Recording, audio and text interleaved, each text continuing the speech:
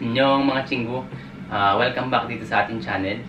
Ngayong araw, samahan niyo po ako mag-unbox nitong nabili naming air fryer. Alam niyo mga chinggo, excited na po akong i-unbox ito dahil makailang beses namin pinag-isipan kung dapat ba namin bilhin ang air fryer na ito. At napag-desisyonan nga namin na bilhin na. So ito na nga at i-unbox na natin. So mga chinggo, ano ba yung mga kadahilanan bakit namin napag-desisyon ng bilhin tong air fryer na to? Una, talagang syempre makakatipid ka talaga sa langis o sa mantika. Tapos dahil stainless yung kawali na gamit namin, hindi maiwasang dumikit yung piniprito.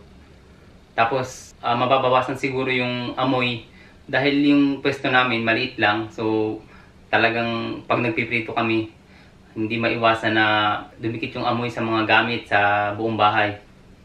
Tapos ang pinakahuli, dito na ako, pinaka-excited talaga ako dito sa pinakahuli, yung pwede ka daw mag-bake dito.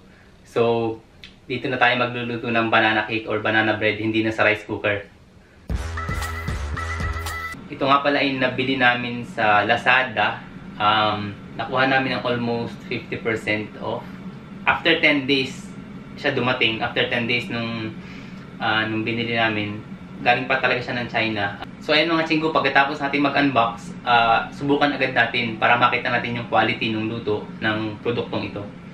So ayan, excited na ako mga chinggo.